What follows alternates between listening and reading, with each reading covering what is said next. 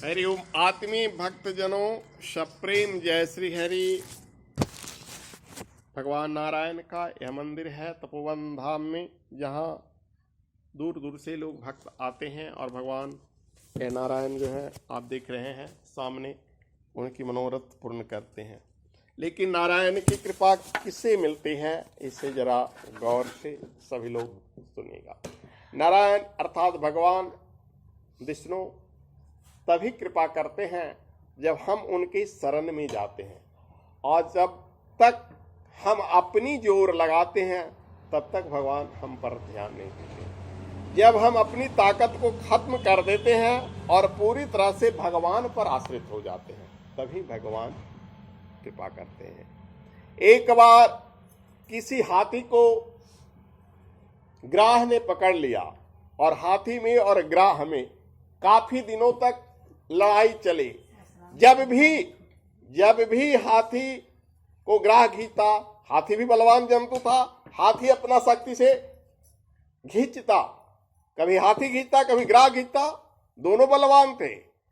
हाथी को घमंड था कि हम तो बहुत भारी हैं, हम जीत जाएंगे, उससे अपना पैर निकालेंगे। ग्राह जो था खींच रहा था, हाथी कीचड़ में जा रहा था, तो ग्राह को भी था कि हम तो पूरा बड़ा भोजन प्राप्त किए हैं, ठाकुर जी ने हमारे लिए इतना बड़ा भोजन भेज दिया। लेकिन जब हाथी थक गया तो एक कमल का फूल सूंड में लिया और ऊपर सूंड उठाकर बोला, नारायण त्राहि मां शरणागतम, अर्थात नारायण मेरी रक्षा करो। इतना कहना, नारायण को देर नहीं हुआ, वैकुंठ से गरुड़ पर उड़ के चले आए और तुरंत ही अपना सुदर्शन से ग्राह को क्या कर दिए, खत्म कर दिए और गज की रक्षा किए। गज माने हाथी की रक्षा किए। दूसरा उदाहरण, महाभारत के युद्ध में, युद्ध से पूर्व द्रौपदी ने कह दिया था दुर्योधन को अंधा। एक बार की बात है, दुर्योधन उसके यहाँ जग में पधारा तो ऐसा बना हुआ था ना कि जहां पानी था दिखाई पड़ा था सूखा, जहां सूखा था वहां पानी दिखाई। तो दुर्योधन ऐसे अपना धोती मोड़ता है, ऊपर द्रौपदी थी, तो बोला अंधा के बच्चा अंधे में होगा। जहां पानी था वहां उसने धोती नहीं मोड़ा, वहां सूखा दिखाई दे रहा था, जहां सूखा था वहां पानी दिखाई दे रहा था, इस रंग का बनावट था, तो उसने अपना धोती मोड़ लिया। तो दुर्योधन को देखकर हंसा कि अंधा का बच्चा अंधे नहीं होगा, उसका पिता अंधा थे। और इस बात को आन लग गया किसको, दुर्योधन को। उसने किसी न किसी बहाने से, बहाना क्या था कि जुआ खेलकर बाजी तो सब लोग धन की लगाते हैं, उसने कहा कि भैया अबरी में तुम अपनी पत्नी को बाजी लगा दो, हो सकता है तुम जीत जाओ।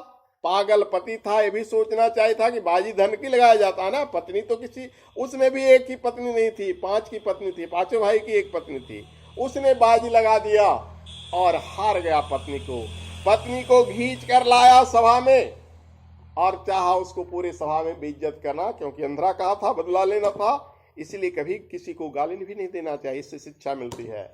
अगर वो गाली नहीं देती तो ऐसा नहीं होता।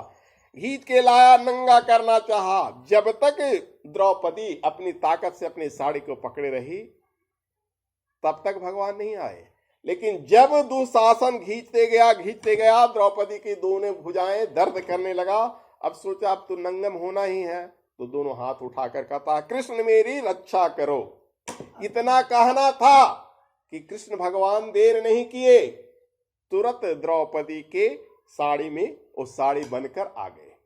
इतना साड़ी बढ़ गया कि ये पहाड़ देख रहे हो ना, तपोवन का पहाड़, इससे भी ज्यादा हिमालय पहाड़ इतना ऊंचा।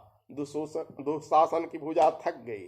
तो इस भगवान विष्णु की ये दो कहानी से क्या शिक्षा मिलती है? भगवान दया तब करते हैं जब हम अपने आप को उन पर छोड़ देते हैं। जैसे द्रौपदी छोड़ दिया, दोनों हाथ उठा लिया। गजराज यानी हाथी छोड़ दिया, अपना सूंड में कमल का फूल लेकर भगवान को पुकारा। इसलिए भगवान तभी रक्षा करते हैं जब हम उनकी शरण में जाते हैं। तो भगवान को पुकारने के लिए सबसे पहले शरण में जाना चाहिए, और शरण में जाने के लिए भगवान ने सुंदर कांड में लिखा है, निर्मल मन जन सो मोहि पावा, मोहि कपट छल छिद्र न भावा। भगवान उसी को शरण में लेते हैं जिसका मन क्या हो, निर्मल हो। अगर कपटी मनुष्य, क्रोधी मनुष्य भगवान के शरण में जाएगा तो मन में तो कपट छल रहेगा, तो जाएगा शरण में, बढ़िया से नहीं जाएगा। इसलिए पहले मन को साफ करो, बाहर साफ करने से भगवान नहीं चले। बाहर खूब साबुन लगाओ और मन को गंदा रखोगे तो भगवान नहीं आएंगे। इसलिए भगवान को मन में बसाओ, भगवान तुम्हारे पास है। तो बोली भगवान श्री हरि विष्णु की